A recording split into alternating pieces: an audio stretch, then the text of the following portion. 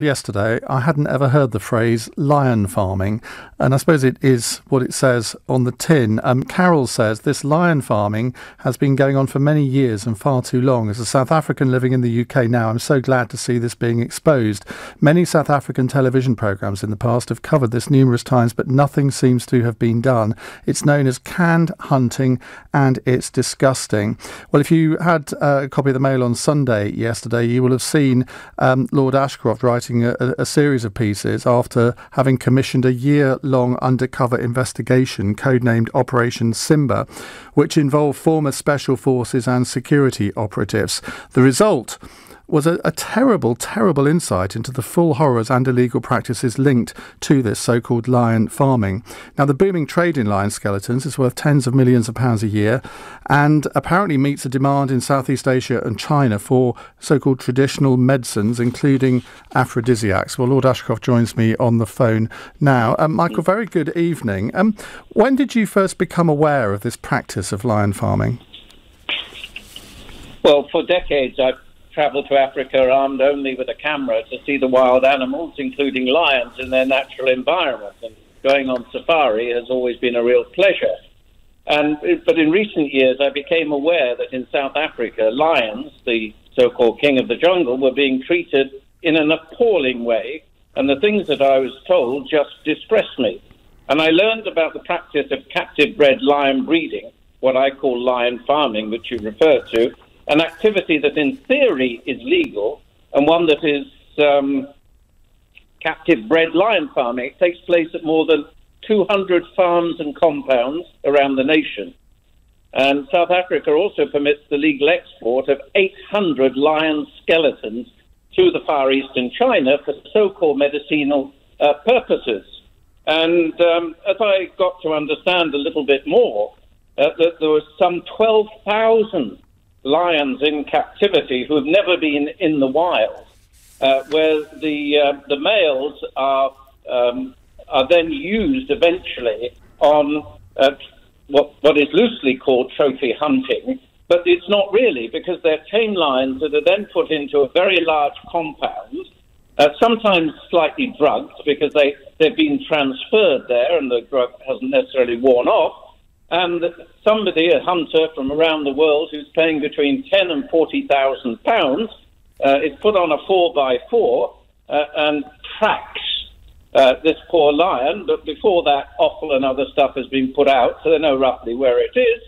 And often from a small distance, the lion gets shot, and then the photo shoot, so on and so forth. So, and the cubs. The females breed cubs. The cubs are taken away from the mothers at a very early age so they can breed again. Then the tourists are enticed in to play with the cubs, so revenue comes in. Then when the lions are a little bit older, they're walked with the lions. Tourists can walk with them and more money comes in. And then finally, they're slaughtered, either by being slaughtered just for their bones, or if they're a male, more often than not, on one of these artificial hunts. And it's just an appalling practice. And you presumably put these allegations to the South African government. I believe South Africa is the only country where this actually happens. What's their reaction to what you've uncovered? Well, it's early days yet, but we've put to the South African ambassador in London some of the findings. But I've also interviewed about 30 people involved in both wildlife and the hunting profession in South Africa. And I haven't yet found anyone who says that this process of canned lions has any conservation value at all. It's a small group of probably no more than 80 to 100 people who are earning millions of pounds in this process. And even though there are some licenses to export 800 skeletons, the preliminary information suggests it's substantially more than that is being exported out. And as somebody said to me, but it's all legal, isn't it? And I said, yes, it is. That's part of the problem. The law needs to be changed. And as people view different subjects over periods of time, at one time in the UK, what was it? Hare coursing was legal, bear baiting was legal, even recently, fox hunting was legal. Society changes.